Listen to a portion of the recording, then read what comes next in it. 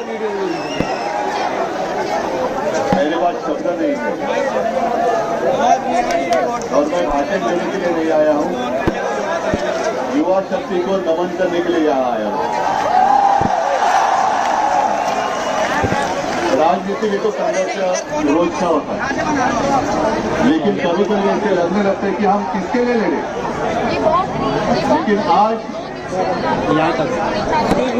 मेरा हौसला बुलंद हो गया, क्योंकि चिंगारी अभिषेक को एक चिंगारी पेट्रोल दिया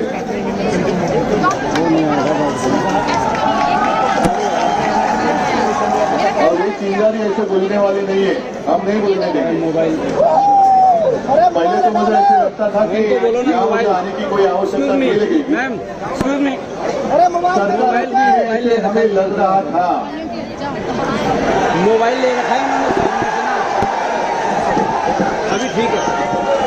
लेकिन शायद आजादी के बाद पहली बार हम देख रहे हैं, अनुभव कर रहे हैं कि ऐसी सरकार जो अपने भविष्य पर लाठियां चलाती है। आप सिर्फ युवा नहीं हो, आप इस देश का भविष्य हो। और मैं धन्यवाद देना चाहता हूँ उस महानुभव को जिसने चिंगारी जो मुझे लग रहा था कि बुझ गई है, वो जलाई। कौन है महानुभव? सोनम को बाद में आए। पहले जिसने पहले आपको कॉकरोच कहा। ये देश कोई कॉकरोच का देश नहीं है, ये देश कांग्रेस ने नहीं बनाया है। अगर उन दिनों में आजादी के पहले जो हमारे युवा थे, आप ही के उम्र के थे, जैसे हम अभिमान से क्रांतिकारी कहते हैं, जिन्होंने शहादत नहीं दी होती तो आज हमें आजादी देखने के लिए नहीं मिलती। कुछ लोग ऐसे भी थे जो अंग्रेज थे, वो उनको आतंकवादी मानते थे। और अब मुझे यही लगने लगा है कि जो भी आपको आतंकवादी मानता है कि या वो विदेश से आए हैं क्या? आतंकवादी कौन कहता है आपको पता है। और आप आज अनुभव कर रहे हैं कि इतनी बेरहमी से ये सरकार आपके साथ पेश आ रही है। कल जिस तरीके से उन्होंने आपको पीटा,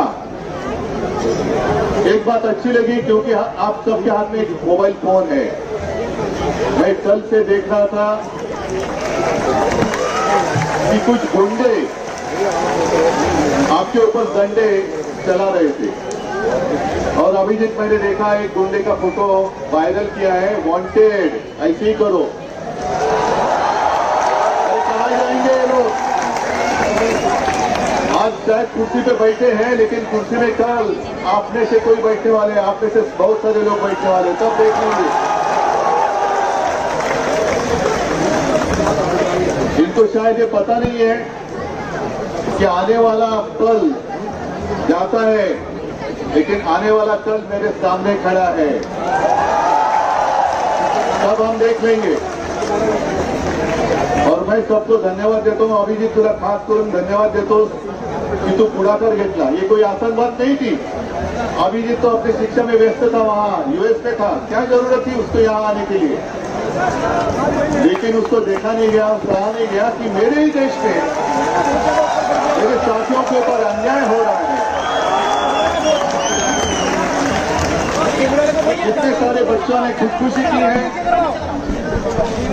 मुझे लगता है यहाँ उसकी फोटो लगाई गई। वो एक गाना है ना, वो हमेशा याद रखो, जरा याद करो कुर्बानी। वो आजादी के लिए लड़े थे हमारे जवान, जो सरहद पर खड़े रहते। लेकिन ये मेरे देश पे, आजाद देश पे बच्चे पेपर लीक के कारण खुदकुशी कर रहे हैं, उसको याद रखना पड़ेगा। ठीक है, चुनाव के लिए 2-3 साल है, रहेंगे, होने दो। मतलब अपने पास बहुत समय है, अब तो शुरुआत हुई है। अब हमारा जंग शुरू हुआ है। जब तक क्या मांगे हमारी मांग क्या है? सत्ता बदली करना होगा।